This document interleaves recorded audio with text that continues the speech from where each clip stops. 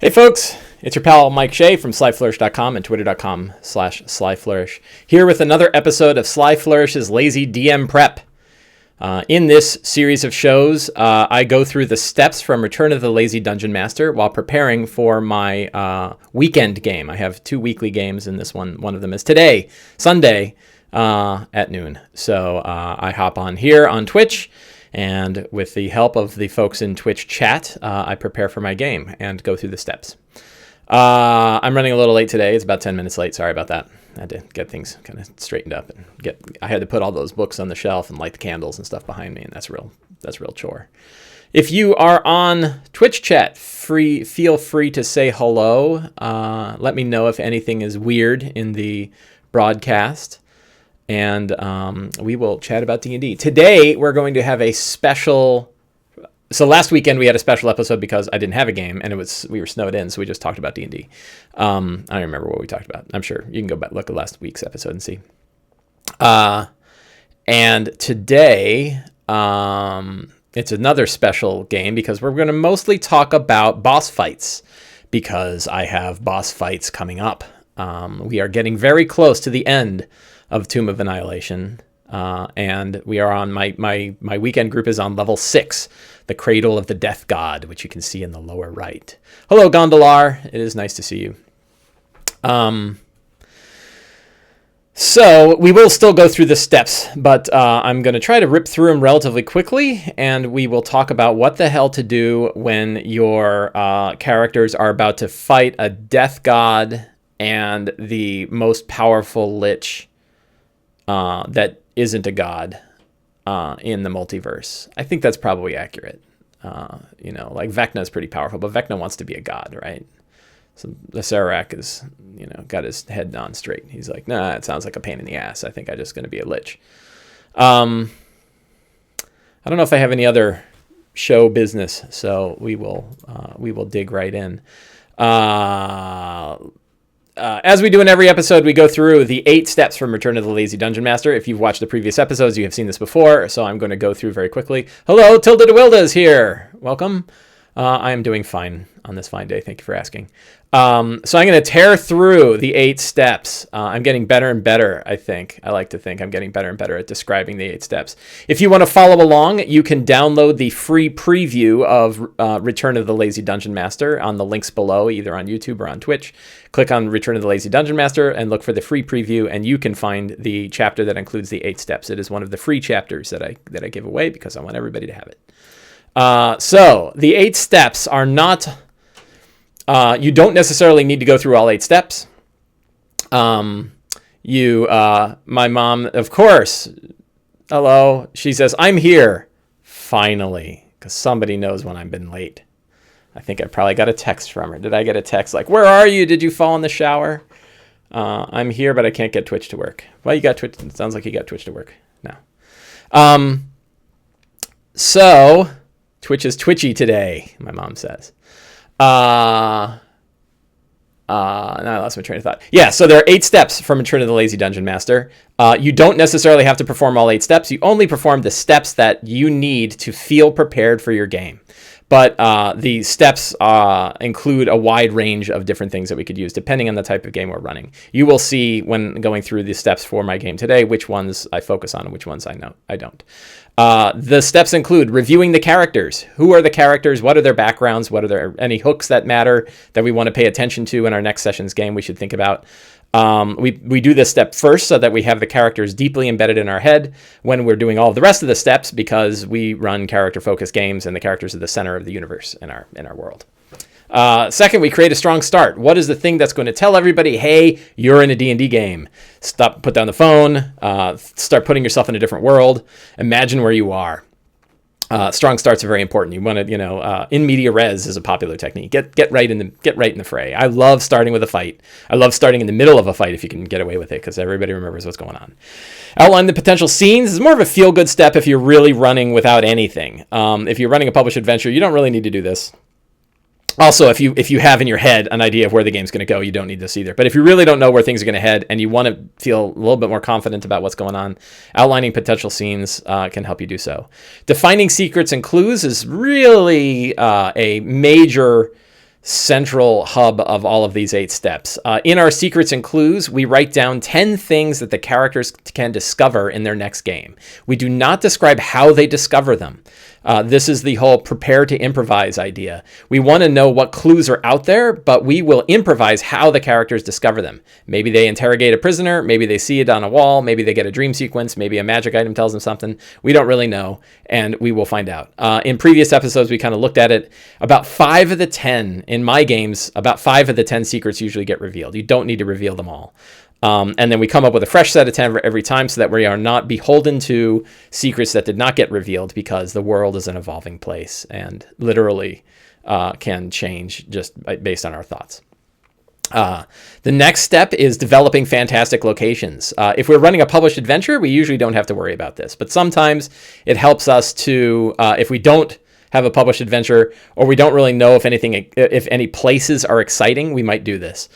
You can think of a fantastic location as a backdrop behind the scene. Where are they, and why is it cool, and what makes it interesting, unique, and fantastic? Right? We're living in a fantasy world here, so make it cool. The next step is outlining important NPCs. If we have any NPCs we think are going to come into play, it behooves us to mostly write down their names if we're not going to remember their names. But we don't have to build every NPC. We only have to build the ones that we think are really going to be important in the next game that we need to remember.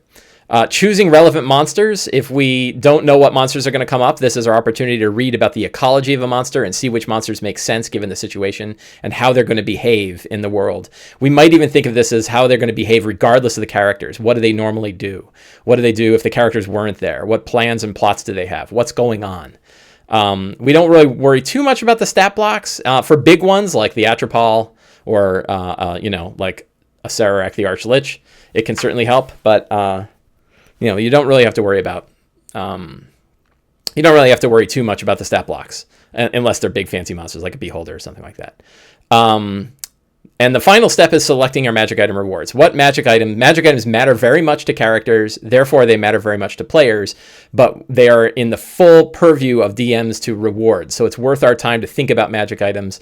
What do the characters want and desire, not at a specific level, but in a general level? Do they want armor? Do they want two-handed weapons? Do they want a great sword? What kind of interesting great sword can we put in their way? We think about the swords that Bilbo and Gandalf and the King Under the Mountain, what's his name? When they raided the troll place, a sword was there that was perfect for Bilbo. I'm guessing it wasn't like a random chart, determined that there was a dagger that he could use. I think, no, it made sense that Bilbo got a weapon that fit him, and then the story can kind of come out about why it's there, that it's actually not. It's not really meant for hobbits, but whatever. So those are the 8 steps. In my game today, I tend not to worry about all 8. And like I said, you will see which ones we go through. So we'll jump over here to Sublime and take a look. So in our last session, the characters just finished level 5. And then my map is here on level 6. Let me jump back to level 5. There's level 5. The Gears of Hate. No, close that. I want to open the player version. Open a new tab. There we go. And in particular, they went to this big elephant room. And that was really fun. So they got through the final gears. They fought the final guys in these cabinets. I didn't really care much for the gears.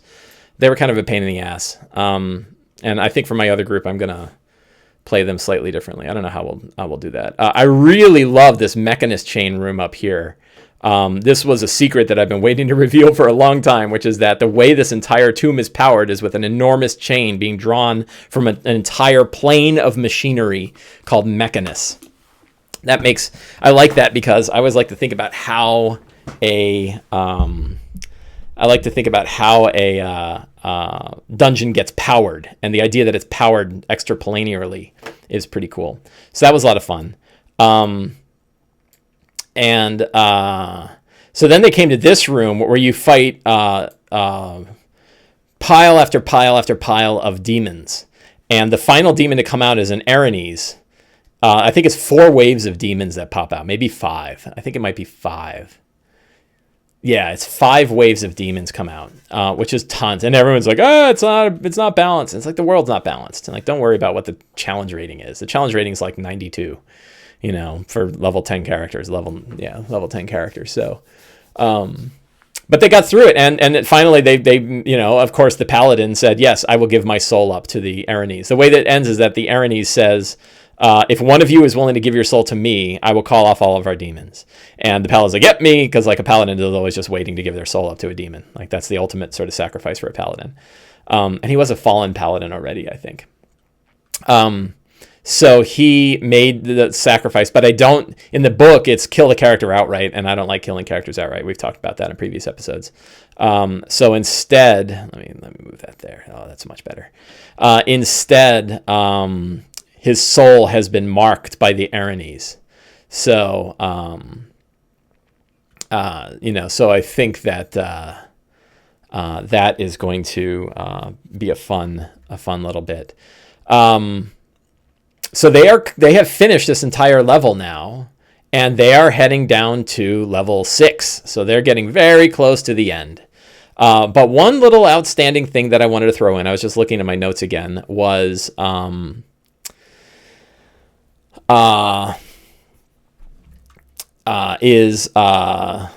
Gilly. Gilly? Gilly the Aboleth is still here. And I want to, probably that's going to be my strong start, is Gilly.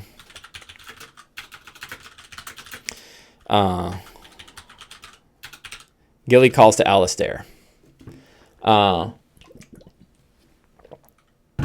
Alistair already promised Gilly that he would come visit her. Gilly is, of course, an aboleth. An aboleth, if you are not familiar, is like a ancient fish thing whose memory goes back millions of years. And one of them, normally they're tied to a giant collective, but in this case, one of them has been separated out and is swimming around in the water. So I think it knows secrets, and it will bestow them upon Alistair if Alistair will let Gilly go into his head, i.e. tentacles up the nose, Mind Flayer style, and sort of implant the spore in its mind that lets Gilly see through his eyes. So we have, Gilly is going to call to Alistair. I don't think we're going to have like a big fight exactly, but I think that's going to. Now the question is like physically, how does he get to her? Like, let me minimize my windows here. I got too many things going on. I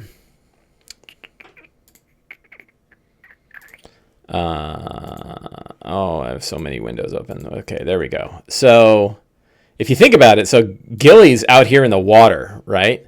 And the only way to get out back to the water again is as far as I can tell, is all the way back out. And that seems like a pain. So, I think Gilly might blow open like a part of the wall here so that Alistair can come in. I think that I don't know that aboleths have that kind of power. But hey, Step Back History's here. Welcome. I think that blowing a hole through the wall will just make it easier for the characters to be able to get to Gilly. And I think really the only one that might. So Gilly calls to Alistair, blows open a hole in the hall. But Gilly won't reveal herself to the party unless they swim down to see it. And we'll see if they fight it. We might fight Gilly. I don't know.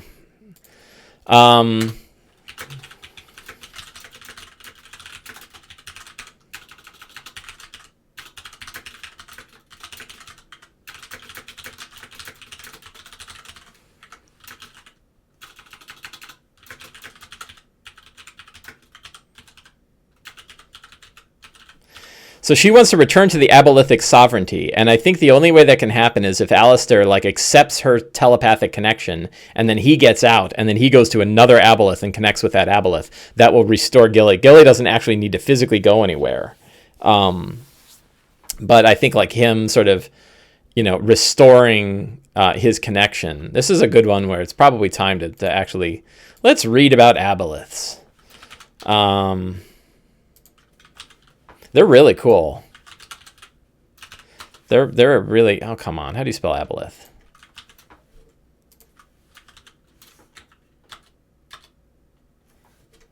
ETH.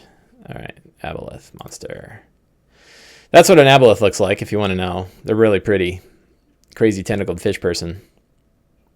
But they're super smart.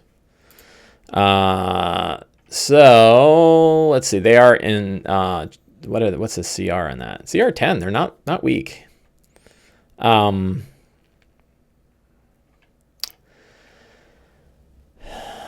Let's see. Before the coming of the gods, aboleths looked in the primary. Oh, so the aboleth might know. This is one where I'm cheating. Like normally we do not decide how.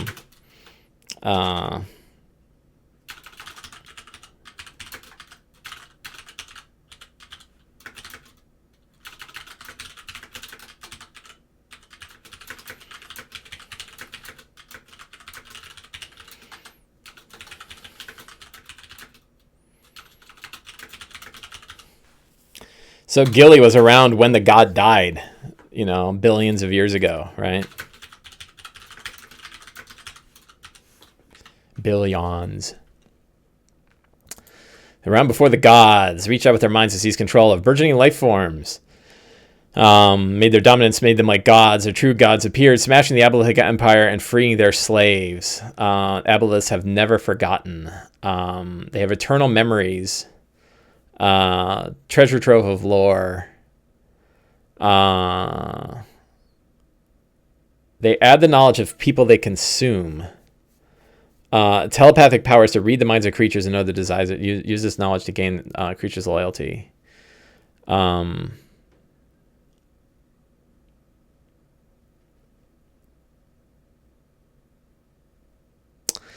So there isn't anything in here about how they connect to one another, but they are telepathic. So I think that we're going to do that. That it's sort of like something grows inside Gilly, and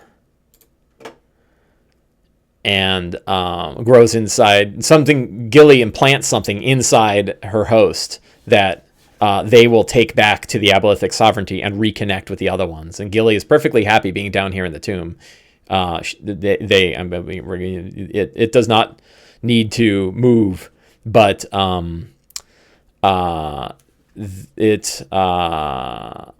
does want to reconnect with the rest of the sovereignty. I kind of dig that secret. There's not. So one of the interesting things as we get to the end of the adventure is there's fewer secrets than there are typically. So Gloomfinger the Aranese is still there. The Gray Slot is still running around there too. And so is Ironfall is still out there. I don't think Ironfall.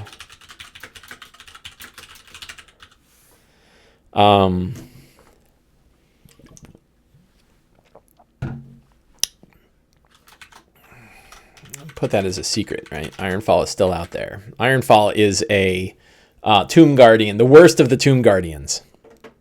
Did we have that in a previous one? I guess we didn't. I know we had it in previous notes before I brought out Ironfall. They didn't kill Ironfall. Did they? I don't think they fought Ironfall. I can't remember if they fought Ironfall or not.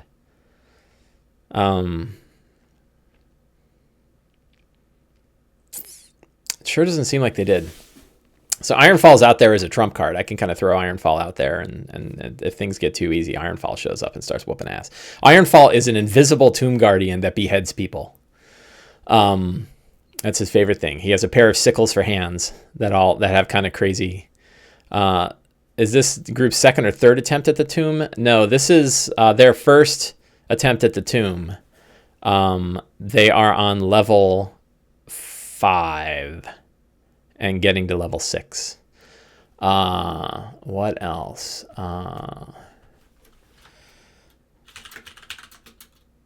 The 5 keys.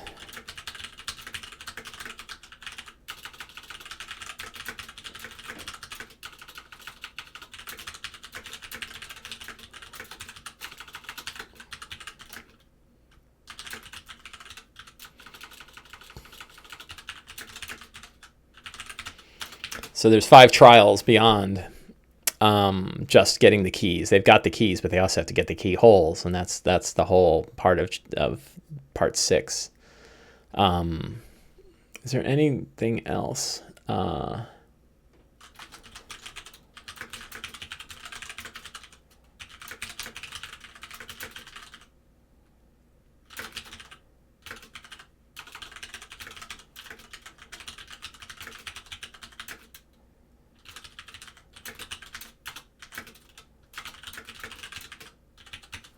I like the idea that a Serac is sort of a universe traveler, and like I have this image of him using his Orb of Annihilation and a bunch of apprentices to try to carve a, temple out of the base rock of a dead world, because he knows that somewhere down in there is something powerful. He will spend 100 years, and he has.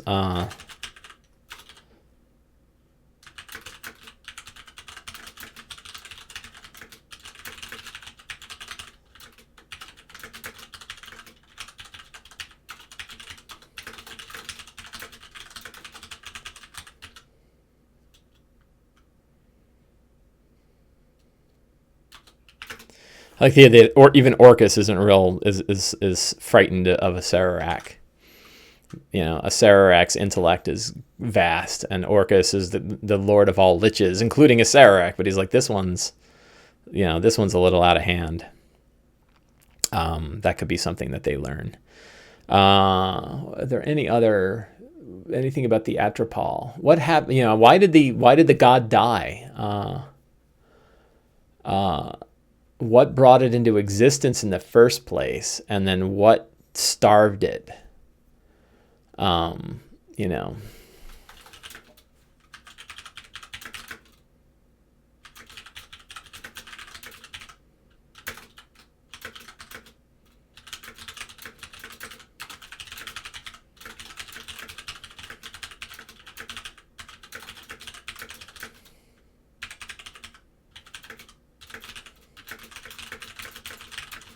So there was a world that was right at the end of their lives, and they began to worship a god of death, and they sort of manifested it, and it drew their life out and killed it too fast, and then died itself because it starved. So I think that's a kind of a neat idea.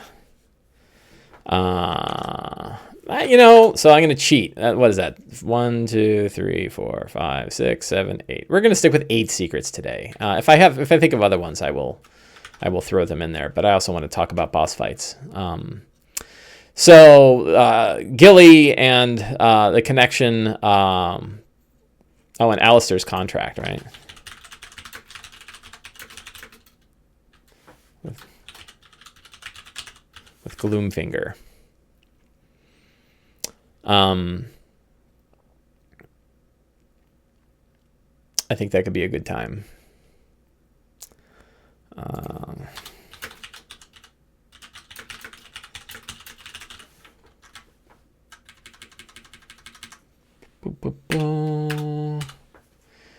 That doesn't count as a secret.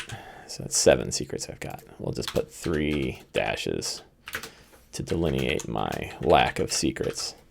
Monsters they're going to face. They're not facing devils anymore. What are they going to face? Hags. Hags are really the next big thing. And hags are worth, and the Atropol. The Atropol is worth looking at. Let's just take, in case they fight the Atropol, let's take a quick look. So we got the hit points. So it has 135 hit points. However, if we, depending on the pace of the battle we want, it could have as many as 216. If you max out, it's 180 plus 36. So it could have up to 216 hit points if you wanted to extend it to the full length of its hit points. That's something that a lot of people don't consider. We think that this number is sacrosanct. And it's not. This number right here, that's a flexible number, and you can go whatever direction the game requires. If you say this Aboleth is this one, she's probably not real healthy. So I think the idea of making her a big fight is not very likely because she's not super connected to everything, right? Let's see. She's got tentacle attacks. Diseased creature becomes translucent and slimy, can't regain hit points.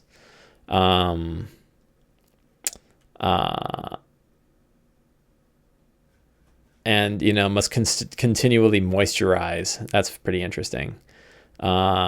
Enslay, a tail attack, legendary. It can do a tail swipe. Tail is just a big hit, smack. Targets one creature can see. 14 wisdom saving throw, be magically charmed. Charm target is under the aboleth's control and can't take reactions. And the aboleth can target telepathically. Whenever the target takes damage, the target can repeat the saving throw. On a success, the effect ends. I think this charm that effect should always be whenever a charm target takes damage, instead of takes damage by anybody. Like, I think that you should be able to smack around a charm person and they'd lose their charm. A psychic drain. Interesting. So, okay. Pretty straightforward. And it does not have lair actions because it's not really in its lair. Oh, that's kind of lair-like. So what were we going to look at? We were also going to look at a Night Hag. Night Hags. So, 112 hit points each. Maximum hit points could be 15d8. 10 times 8 is 80. 5 times 8 is 40. That's 120 plus 45, 165. So it could have up to 165 hit points if it needs to. And it's got all these spells that it can cast. And they are in a coven. One little cheat that I like to do for hags, because it kind of sucks that they have access to their what do they call them? Their coven spells, which they don't list here. Where's the coven? Here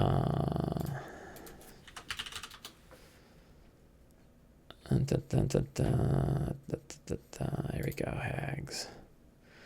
So, yeah, they can cast. Wow, they can cast up to 6th level spells, right? So they have these coven spells, but if the coven is broken, they lose access to the spells. So the strategy is kill one of the hags as fast as you can, so you can get rid of their coven spells.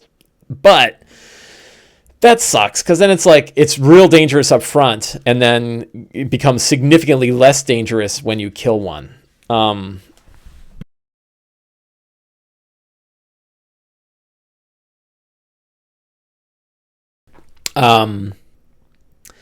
So one thing you can do is pool their hit points together, right? You give them a big pile of hit points total, and then whichever hag you hit, they're all taking damage, and it all is applied to that one pool.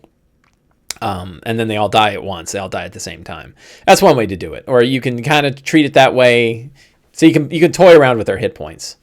And they could theoretically have a spell that does that. They also have these spells, but I am considering. Let me see if I can mail it to myself. If I can find it here.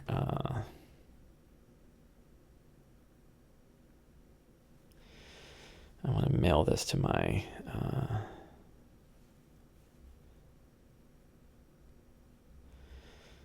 I should have had this prepared ahead of time.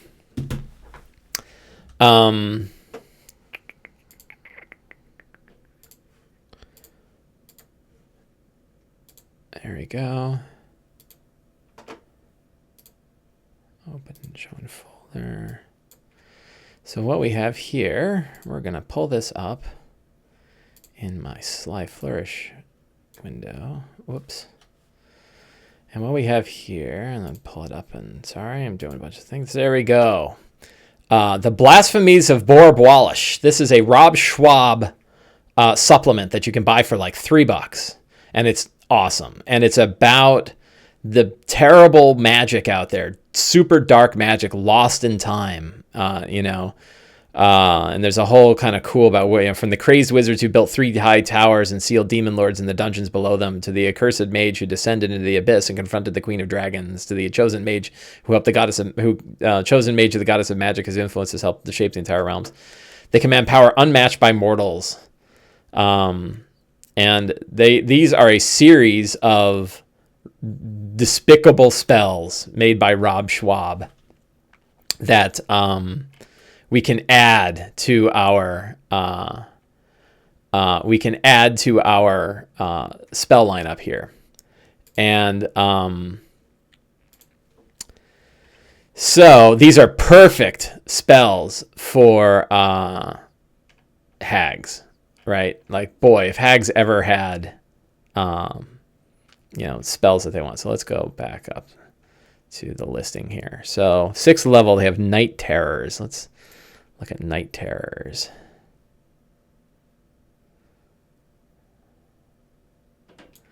Plunge one or more creatures into nightmare-filled slumber. Each creature you choose within a 30-foot radius sphere centered on a point within range makes a wisdom saving throw. Creature has 60 hit points or more, makes the saving throw with advantage. Interesting. Why does the auto mod? Weird. So this is called the Blasphemies of Bor Bwalsh. And it is purchasable here for under $3 for the PDF. Rob Schwab, if you don't know, is a D&D 5th edition designer. He worked on the 5th edition of D&D, the actual books. He also freelances for them. He was responsible for some of the material in Xanathar's Guide, and he made his own role-playing game called Shadow of the Demon Lord, which is filled with horror, and it's a fantasy horror game, and it's packed with stuff like this. But he also now is doing some stuff for 5th edition D&D, and this was his first one, and I think it is absolutely awesome. So I'm going to add this to the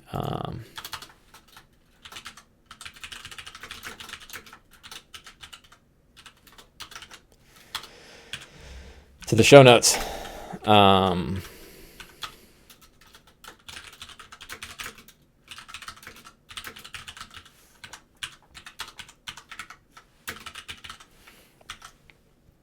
So where were we? Nightmare-filled slumber. They make a saving throw. Failed save, the creature falls prone and becomes unconscious for the duration, which is up to a minute, until someone uses an action to shake him awake.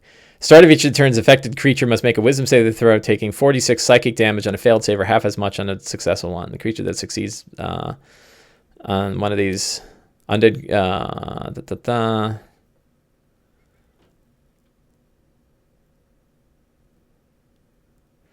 Yeah, so it knocks them out and they have terrible nightmares. That's actually not a great one.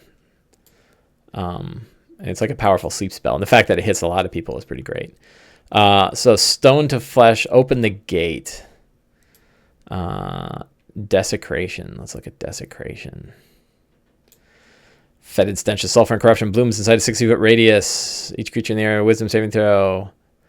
And Celestials and those who use Holy Magic, a failed save, a creature takes 66 psychic, or 12d6 psychic goes to Celestial. Half as much. All of their religious symbols explode, and any temples blow up. That's pretty cool. So it's like a fireball. It's like a desecrated fireball. Oath of the Frozen King, and now I wanted to make Adventure Kit style. Yeah, I know. Well, I've just got Oath of Frozen King. They have a new one. What is the name of that? Their other one, the other Adventure Kit that came out, which is really great. So that's not bad. Betrayal and Bone.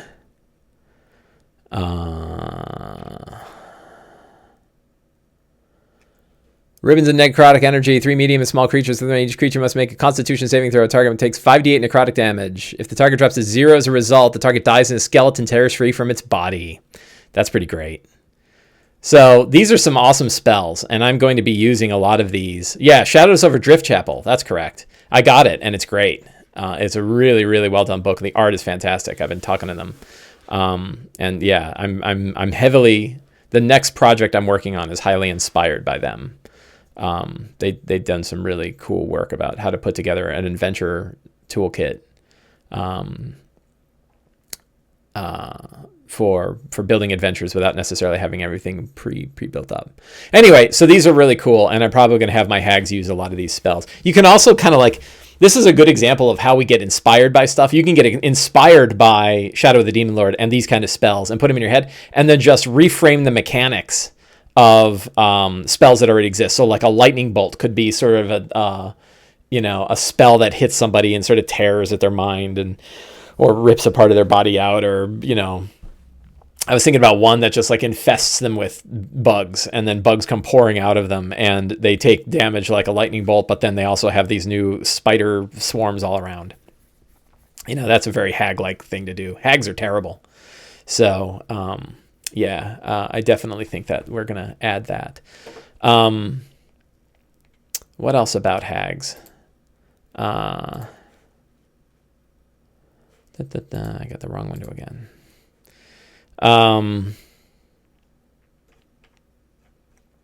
Let's just look at the night hag overall.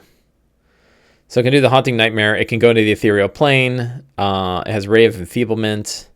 It only claws once. It's really pretty weak melee wise. So it's all about those spells, which means you probably want to give them those spells even if their hags are dying, right?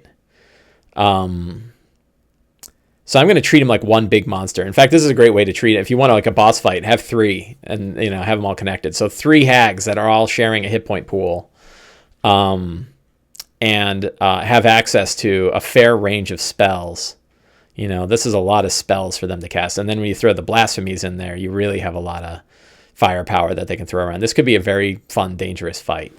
They don't come about until the characters are clearly ready to open up the door. And so in the meantime, I think they will be kind of screwing with the party while the party goes through the final 5 rooms of the dungeon. And then we come to, so one thing that's kind of nice is because we are closing in on the end of the adventure, it's easier for me to know what rooms are going to come up, which means I can use my fun Dwarven Forge stuff to build the rooms. So I built out a bunch of these rooms, and Dwarven Forge now has these things called terrain trays, which are magnetic trays. They're metal plates covered with a texture, and you can fix magnetic pieces onto them and then build out a room ahead of time and then bring the room with you in a box. So I have like a big Tupperware box, and I can put 3 levels of basically 3 12 by 12 rooms in it and build out rooms ahead of time and bring them with me. And then when we need them, we have them. If we don't, I just set them aside and keep them. So it's a really efficient way for me to build out a room ahead of time and have a nice thing. So here I brought pictures today so we can actually look at some of the rooms that we've got.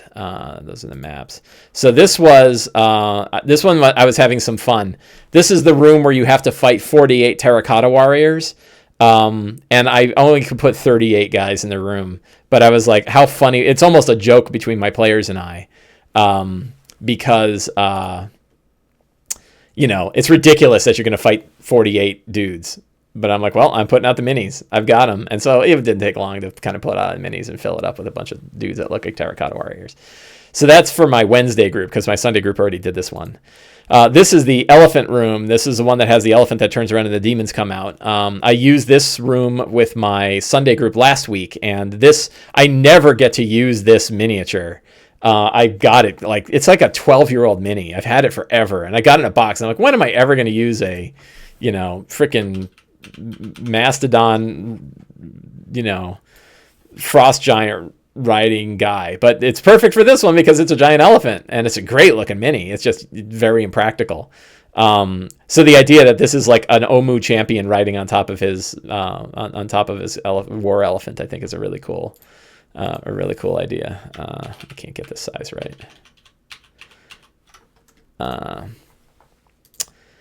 So this is the hag room. The hag room has this like crazy mist in the center. So they call this negative space. This is a negative space build. That's an example of the kind of texture that's on the magnetic plate underneath.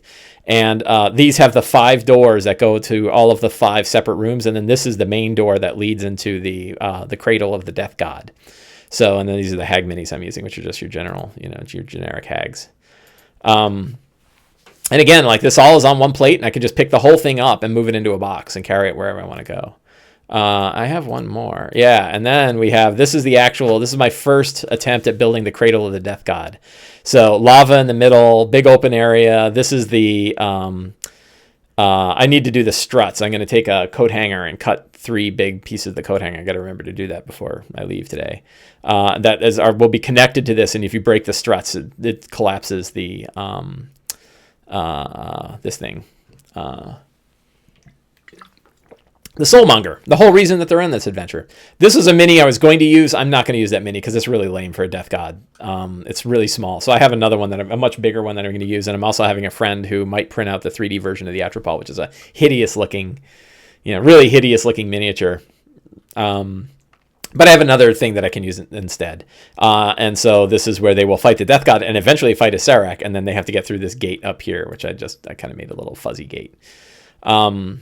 So the nice thing, the nice big layout, right? This is a nice big area, but all of this packs up really nicely, and it's really easy for me to transport. So, and the nice thing is I'm building it for 2 groups. I build it for 1 group, and then I set it aside, and then my other group gets there, and we use it for that too. So I've pretty much built out all the rooms I need for the whole rest of this adventure, which is kind of a sobering experience. So, all right. So in the last 10 minutes or so, I want to talk about boss fights, and there are really 2 boss fights in Tomb at the end, and one is the Atropol. So that's a pretty critter, and that's a god, dying god, or actually it's unborn god. Ugh. So this is the first one that they fight, and this is when they get into that chamber. Why don't we? Let's see. Whoops. We'll move this over here, and we will go to this over here. There, look at that. That's pretty. So we have the Atropol. Lots of hit points. 18 times 12. Let's see. Not quite 240 minus 24. Whatever that is. 226. 326. So like 330-ish. You could have up to 330 hit points. If they're killing it too quickly and it's too easy, you can give it up to 330 hit points, which is enough that like a power attacker is not going to get through it and kill it in 1 round. And what's it got? Magic resistance, negative energy. Always read this stuff. It's easy to forget all the immunities that it's got. But I love that it has turn resistance. I guess like if you're gonna, it is undead. So if you're gonna try to turn it, I would just make it immune. I don't know why turn. You're not gonna turn this thing.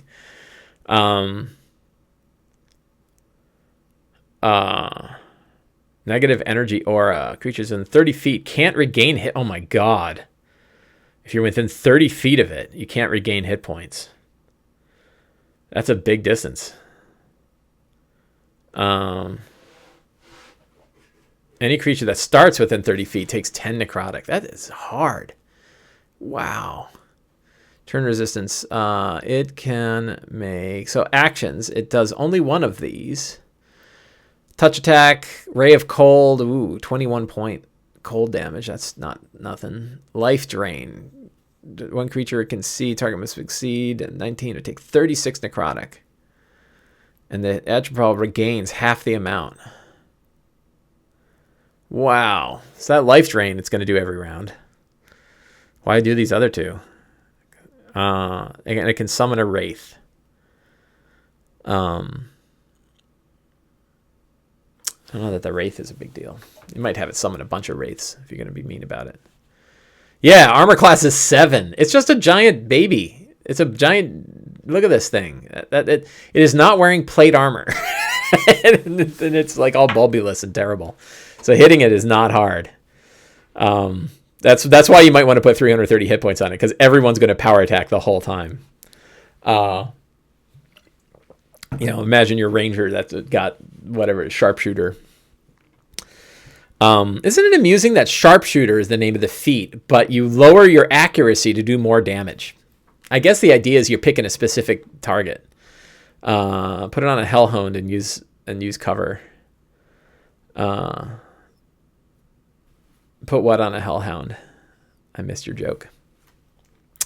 Legendary action, it can make a touch attack. It can do the cold ray. It can do a wail. Wail is 3 actions. Withering wail, any creature within 120, make con save with her. Ooh, so it can make people, it can exhaust people. That's terrible. Every round it can do that. So one interesting thing about legendary actions, this is another sort of Sly Flourish cheat. the number of legendary actions that legendary creatures have are based on the idea that you're fighting 4 characters. So if you have more characters than 4, the non-cheaty way is throw in more monsters, like maybe a couple of wraiths are already in here. Maybe it's got 3 wraiths that are kind of zipping around taking care of it, putting on solves and stuff. Or you can increase the number of legendary actions and give it 1 for every character above 3. If you've got 6, maybe it has 5 legendary actions like Tiamat does. Immunity to bludgeoning, piercing, and slashing from non-magical. My Grubal has magical weapons at this point. So that won't be a problem. I mean, it is CR 13. They are level 10. If they don't have a magic weapon, they're in a bad way. Of course, they could have been killed or whatever.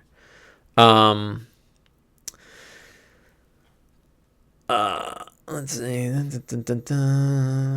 Power of a death. The cord can be severed by a vorpal sword. Yeah.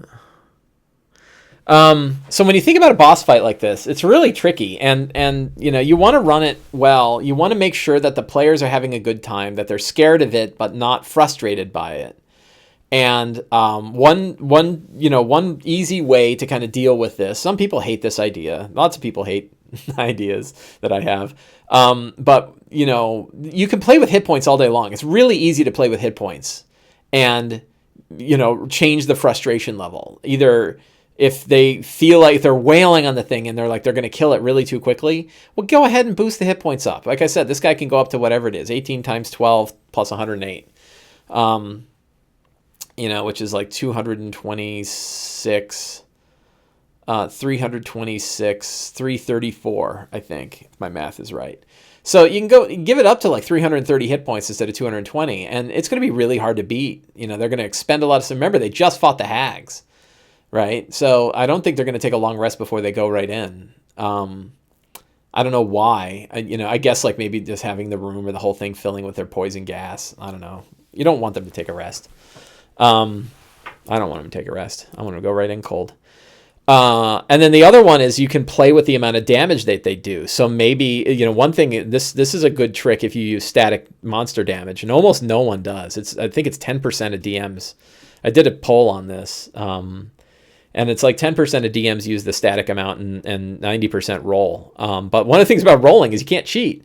But when you're doing static damage, you can decide how much damage it does. So that Ray of Coal does 21 damage on the average, but it could do 36 damage, or it could do less, right? So you can play with that either from a story-driven perspective or from a pacing perspective. So almost all the time, I believe in a story-focused, story-first approach towards running a D&D game. What makes sense for the story is the number one thing. What monsters are you going to face? I don't know. What makes sense for the story? What situation's going on? What makes sense for the story? Given the events that are occurring, the world acts as the world would act. It's not based on charts and tables and balance stuff. It's based on what's going on in the world. Boss fights are a little different because, you really, in this case, you have a particular feeling that you're going for. I had this with the Beholder. I talked about the Beholder a lot, right? And you have a particular feeling that you're going for. You want to evoke certain emotions in your players, and you want to make sure that in behind your DM screen you have these little dials that you can turn that tweak that tweak that emotion. If things are going too easy, let him do something really rough. And if the things are going too hard, then maybe he tones it back and starts hitting with Rays of Frost. If they're pouring damage out and they're going to kill it in one round, you might want to tweak it down. Now, sometimes you really gotta. This is very hard to do. I have a very, very hard time doing this, which is separating my own desire for a monster to live and survive from the potential joy the players might get in one rounding it. So if they can go up and behead the Atropol in a single hit, if they get a critical hit, they could sever that cord and do a pile of damage to it.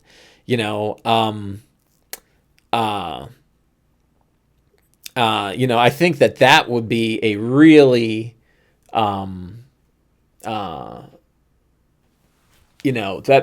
could be a lot of fun. I remember one of my players' favorite moments was when he fought an Ancient One vampire, a CR 20 vampire. That's a super powerful vampire lord, and he killed him in one round because he was a mage slayer, and the guy cast spells, and he crit on power attacks, and he did like 110 damage in one round. And he beheaded the vampire. And I was like, I'm just going to run with it. And he beheaded the vampire. And he just remembers, like, you know, holding up the vampire's head so Strahd could see it, because he knew Strahd was scrying on them. And he's like, you know, you see this? This was the guy who made you. And Strahd's like, that was, you know, it was a fun story moment, because that was the moment Strahd said, oh my God, I'm going to lose. Right? I'm not going to win. If I face off against them, they're going to beat me, because they just beat that guy, and that guy was way more powerful than I was. So that's a fun, you know, you don't want to take away from those kind of moments where you just wail on stuff and kill it, you know, but you got to be careful in the other direction too. Like this Atropal is really hard. And if they've just fought the hags, and if I'm playing the hags rough like they did, you know, like I was talking about, then this thing's going to be tough too. But, you know, never be surprised by, never be surprised by what your players can pull out, especially at the higher levels. So then after this Atropal drops comes a Sararak, right? And holy cow, you thought the Atropal was bad, right? Now we're talking a CR23 Archlich. Again, so hit point wise, he has 285 hit points, which is very respectable. 80, 160, 240, 340, 390. So you can have almost 400 hit points if you want to max his hit points out, because you don't want a Sararak dropping in one round. And he is loaded with abilities. The Staff of the Forgotten One is an important item because it makes him immune. I think it already has in here. Yeah, his condition immunities are already wired in. Like, he cannot be any of these things, you know, are not going to happen. He is not turnable, right? And he's just loaded with spells. And this is another, like, time to pull out the Blasphemies. You know, what are some 9th level cranial burst? Oh, gods. That's like a cranial burst. I think he makes heads explode. 10 creatures you choose within range must make an intelligence saving throw. Constructs, oozes, and other creatures like physical. 13d6 psychic damage, becomes frightened for 1 minute, or takes half as much damage and is not frightened. If it drops to 0, its head explodes. That's pretty awesome. What is 13d6? Is 7 times 6. I'm trying to figure out what the average is on that. I need a calculator. 13 times 3.5 equal 45 points of damage that does. So if they're low on hit points and he does that, anybody with less than that hit points, their head explodes like scanners. That's pretty awesome. So here's how I plan on running a Sararak. I plan on running him full hardcore, right? Like, he is going to pull all of this stuff out. And he's going to be dropping the Circles of Death. Is he immune to necrotic? He's got to be immune to necrotic, yeah. So he can drop Circle of Death. He can drop all of these really powerful spells. He can cast up to third level spells at will, which means he can cast them as legendary actions. So now you're talking these 3rd level Blasphemies. Corpse Bomb, Steel Bone. He can rip the bones out of people. All of the Boiling Blood, all of these spells. Drown in Maggots, that sounds awesome. He can pull these spells off as legendaries, right? So just because he has a spell list here, you are not bound by the spell list. You know, Sararak has every spell you could want. So I'm not even considering what spells he has memorized. I'm just, I'm going to cast what spells I feel like casting. I think he would cast because he's a badass and he'll never get through all these spell slots. So my idea is, if they decide to fight him, he will blow them up. He will kill them until they're all dead. And then the trickster gods come in. And the trickster gods flow out and they say, Sararak, you betrayed us. You murdered us. We are not done with you. And they will rebuild the characters. And now they get that 50 hit point bump. And now they get to fight a Sararak with, regenning. As they drop to 0, they come back to 1. Right. And he can still mess with them and blast them. And, but the trickster gods keep restoring until eventually Sararak is like, this sucks, and leaves. And then the trickster gods say, wow, we're done. And then they fade away. And then the party can get out. I think that's how, we'll see how that runs. But also, I think a big part is I think that Acererak is going to make an offer to Ogechi saying, if you join me and forever, we can fight the Emperor together. That he, be one of my apprentices. I have hundreds, but I can always use another. And I'm always looking for talent. And you, by the way, have a key. Either that or I want your arm, and because his arm has the key to open up the gate to the Night Serpent. And if he's willing to give that to Acererak, then Acererak will let his friends live. I think that's an interesting play. So we're going to run with that. I don't think any of this is going to happen right away. I have a feeling today's game, they're barely going to get through the first set, and they're going to fight the hags, and I think that'll be the end. And I might talk about the next room, and my hope is to start them next session in fighting the Death God, and the whole game can be Death God and Acererak.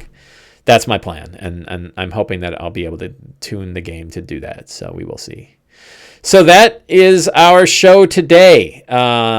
I want to thank everybody in Twitch chat. I know I was awfully chatty today, and we really didn't get to talk about anything else. But this is cool. We're getting to the end of this adventure, and then next, when we finish, I'll probably have a week off where I go to Winter Fantasy, and then we'll be talking about a much more traditional, low-level D&D adventure, which is Waterdeep Dragon Heist, and what goes on there. So.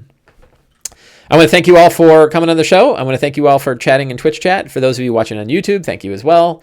For anybody that purchased Return of the Lazy Dungeon Master, thank you very much. We always appreciate your support. And I hope you guys have a great week and go out there and play some D&D. I will see you next week.